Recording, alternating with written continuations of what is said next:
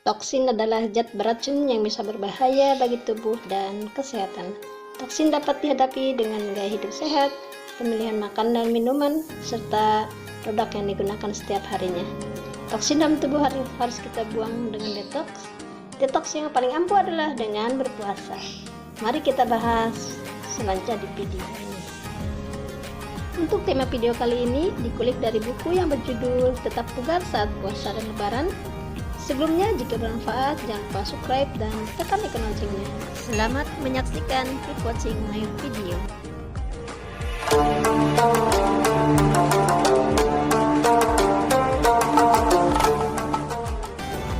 Assalamualaikum warahmatullahi wabarakatuh.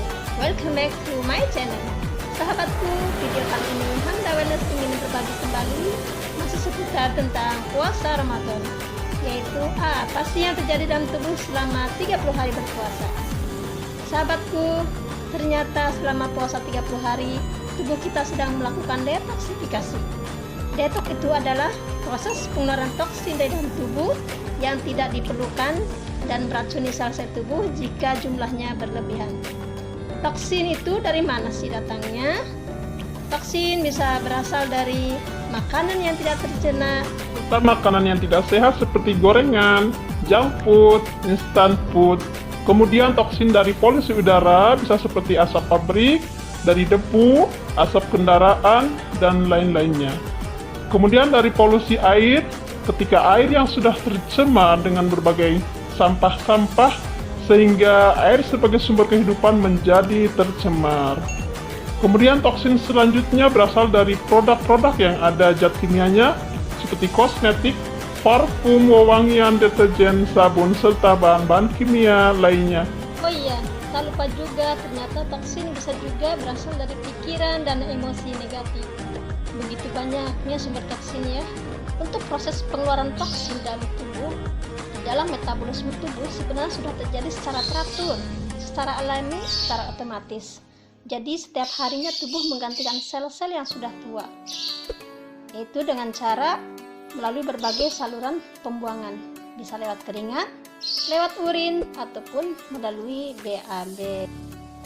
Pada kenyataannya, kadang terjadi pembuangan toksin tidak berjalan secara optimal. Kira-kira sebabnya apa? Sahabatku, berdasarkan info dari para pakar kesehatan, hal itu disebabkan gaya hidup dan pola makan modern yang tinggi lemak, tinggi gula, banyak bertumpu pada makanan olahan. Semuanya itu akan mengakibatkan penumpukan ampas racun atau toksin yang melebihi batas kemampuan sistem pembuangan tubuh yang akhirnya menyebabkan toksemia, yaitu kondisi keracunan dalam darah yang akan memicu penyakit degeneratif, yaitu seperti penyakit jantung, diabetes, kanker, penuaan dini, dan melemahkan sistem imun. Sahabatku dimanapun berada, ada beberapa metode pendetokan yang mungkin sudah dipraktikkan orang-orang di luar sana.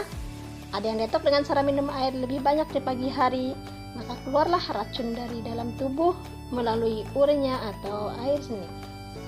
Juga ada dengan metode mengonsumsi banyak makanan berserat, sehingga pengeluaran feses menjadi lancar. Namun dari beberapa metode, begitu juga dari pakar kesehatan, ternyata puasa merupakan metode detox yang terbaik. Sahabatku dimanapun berada, puasa itu sebenarnya adalah aktivitas yang melibatkan semua aspek dalam diri kita. Bukan hanya pencernaan, tapi juga aspek kesehatan mental dan spiritual. Dan dijalani dengan niat dan cara yang benar dengan menjaga pola makannya. Sungguhnya yang lebih penting adalah menjaga agar makanan selama sahur dan berbuka dikonsumsi secara beragam dan cukup jumlahnya, sebagaimana sudah dijelaskan di video sebelumnya ya. Perbanyak makan sayuran dan buah-buahan sebagai asupan utama, sehingga detoksifikasi akan terjadi secara alami. Detoksifikasi tidak akan bekerja secara maksimal apabila kita berlebihan dalam konsumsi makanan. Sahabatku dimanapun berada, perubahan gaya hidup yang terjadi selama puasa, baik pada pola makan, pola tidur, dan kebiasaan sehari-hari, menyebabkan terjadinya perubahan di dalam tubuh. Adapun beberapa perubahan fungsi organ yang terjadi selama berpuasa, pertama pada mulut.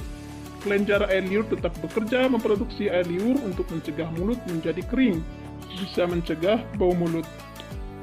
Yang kedua pada lambung. produksi asam lambung menurun saat berpuasa karena tidak adanya asupan makanan untuk digiling sehingga luka lambung bisa dihindari.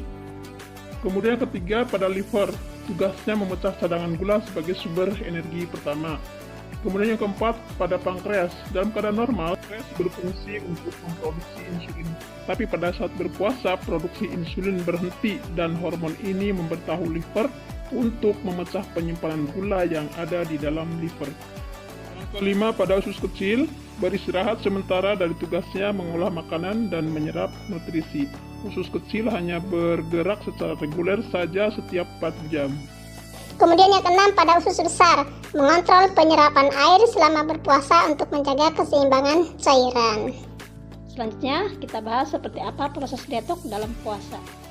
Menurut ahli medis, ada 4 fase yang akan dialami tubuh. Pertama, fase pertama terjadi di hari pertama sampai hari kedua. Ketika berpuasa, terjadi pengurangan kalori, sehingga gula darah turun. Untuk menormalkan kembali, tubuh mulai menggunakan cadangan gula yang tersimpan dalam hati. Ini cukup untuk setengah hari. Kemudian, ketika gula dalam hati mulai berkurang, maka tubuh akan mengambil glikogen dari otot. Hal ini bisa menyebabkan rasa pusing, lemas, mual, serta nafas bau. Kemudian metabolisme tubuh menurun, denyut jantung melambat, tekanan darah turun. Kemudian di fase pertama ini juga merasakan lapar semakin kuat. Hal ini terjadi selama plak-plak toksin masih nempel pada dinding usus. Jadi saraf usus akan mengirimkan sinyal lapar ke otak. Kemudian fase yang kedua terjadi di hari ketiga sampai hari ketujuh puasa. Setelah cadangan energi dari otot berkurang yang terjadi di hari kedua, tubuh mulai menggunakan simpanan lemak di jaringan hati. Di fase kedua ini, kadang kulit berminyak, muncul jerawat atau bisul, karena lemak-lemak yang rusak mulai dikeluarkan dari dalam tubuh. Di hari ketiga juga, di hari ketiga puasa, organ-organ pembersih dan paru-paru mulai diperbaiki. Di fase kedua ini juga keluar lendir-lendir dari hidung dan tenggorokan.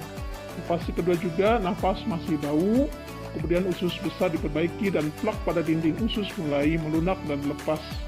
Selanjutnya di fase yang ketiga, di hari yang ke-8 sampai ke-15 puasa.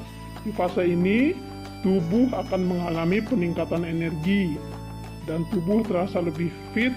Kadang ada juga muncul sariawan karena disebabkan bakteri berlebihan di mulut. Selanjutnya, fase keempat, yaitu hari ke-16 sampai hari ke-30. Di fase ini tubuh sudah beradaptasi dengan proses detox.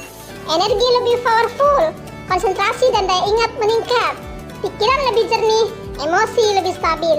Tubuh bekerja lebih maksimal dalam mengganti sel-sel yang rusak. Bagaimana sahabatku? Begitu luar biasanya manfaat puasa bagi tubuh kita. Mari kita niatkan puasa selain sebagai amalan kewajiban kita sebagai muslim, niatkan pula sebagai detox tubuh agar kita tetap sehat dan bugar sampai sepanjang hayat. Demikian video kali ini, semoga bermanfaat. Tonton terus video selanjutnya. Wassalamualaikum warahmatullahi wabarakatuh.